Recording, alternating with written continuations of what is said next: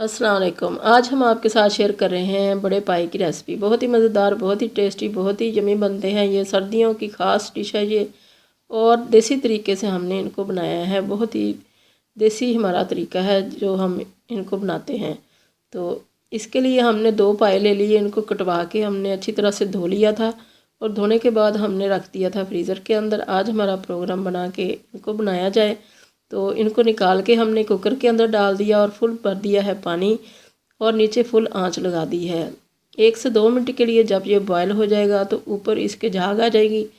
झाग आ चुकी है और मैल आ चुकी है पूरी, जो हमें नज़र नहीं आती मगर इसके अंदर मैल होती है पायों के अंदर, तो वो निकल आई है। इसको अब हम गिरा देंगे सिंक के अंदर, और इसको एक दफ़ा फिर धोएंगे। गोश्त को धोने के बाद इसके अंदर फिर ऐड कर लेंगे, हम कुकर में डाल लेंगे और साफ़ पानी डालेंगे, और फिर इसके अंदर प्याज, लहसुन और ये सब्ज़ मिर्चें डालेंगे। 3 प्याज हैं बड़े, इनको हमने हाफ़ हाफ़ कर लिया है, और एक ब्रंच है पूरा लहसुन का, और 6-7 हैं हमारे पास सब्ज़ मिर्चें। ये हम इसके अंदर ऐड कर देंगे, और अब इसके अंदर डालेंगे हम सुरख मिर्चें 2 टीस्पून। 2 टीस्पून है ये सुरख मिर्चें। हल्दी है हाफ़ टी स्पून। 2 हमारे पास हैं चम्मच, तकरीबन 1 बड़ा चम्मच है हमारे पास खाने का नमक, और 6-7 हैं दालचीनी के टुकड़े, 6-7 हैं हमारे पास लौंग, 1 टीस्पून के करीब है हमारे पास काली मिर्चें, और 2 बड़ी इलायचियाँ हैं। इनको हमने हल्का सा कूट लिया है ताकि इनके अंदर से फ्लेवर अच्छी तरह से निकल आए। अब इसको बंद करके हमने 1 से 1.5 घंटे के लिए चलाया है। इतना पानी डाला था कि ये खुश्क ना हो, नीचे ना लगें, ये बहुत जल्दी लग जाते हैं। तो ये हमने जब इसको खोला है 1 से सवा घंटे के बाद, तो ये अच्छी तरह से गल चुके हैं। इनको अब हमने भूनना है।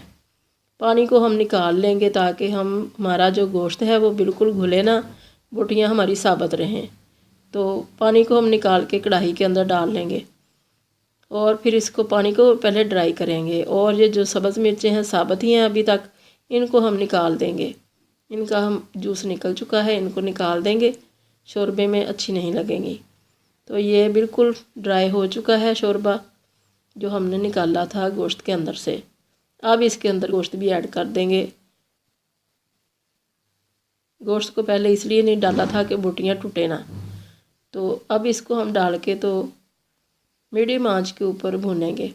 और जो कुकर है जिसके अंदर से हमने ये निकाला है मीट, इसके अंदर फुल जग भर के पानी का डाल देंगे, और नीचे आंच लगा देंगे ताकि ये गर्म हो जाए। और जब तक हम भुनेंगे इसको तब तक वो गर्म हो जाएगा। तो इसके अंदर ऐड कर देंगे, शोरबा बना लेंगे उसका, और कुकर भी साफ़ हो जाएगा।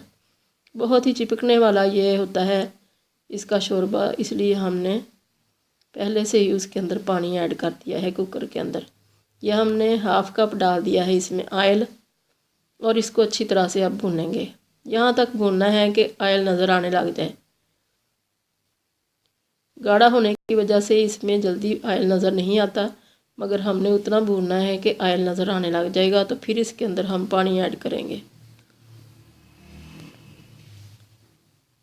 ये अब हमारा भुन चुका है बहुत अच्छा सा मीट।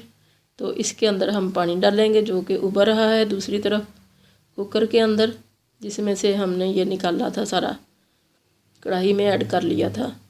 तो कढ़ाई में इसको हमने अच्छी तरह से भूनना है, इसलिए हमने डाला है कढ़ाई के अंदर। नहीं तो हम कुकर में भी भून सकते थे ताकि इसकी बोटियां जो हैं वो टूटे ना। बहुत आराम आराम से इसको स्पून चलाया है इसके अंदर। तो अब ये पानी जो उबल रहा था कुकर के अंदर वो ऐड कर दिया है। जितना चाहे शोरबा बनाएं, इसका शोरबा बहुत मज़े का बनता है।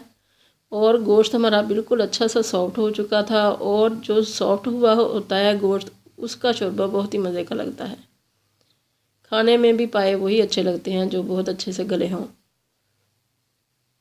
तो साइडें वगैरह साफ़ करेंगे इसके साथ, और 1 से 2 मिनट के लिए इसको उबालेंगे। फिर इसकी आंच बिल्कुल हल्की कर देंगे ताकि तरी वगैरह ऊपर आ जाए।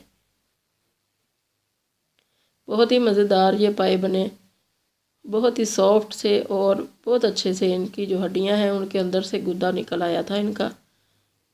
बहुत ही मज़े की लुक आई थी।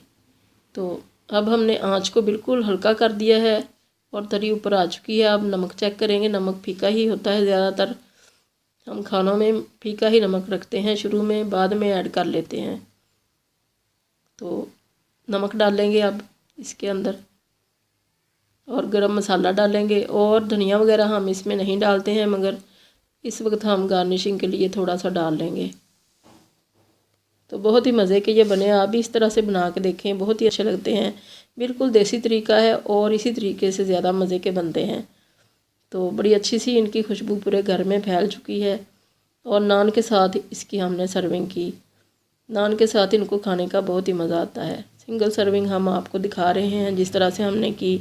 आप भी इस तरह से बना के देखिए। अल्लाह करे आपको बहुत पसंद आए। दुआओं में याद रखिएगा। अल्लाह हाफिज़।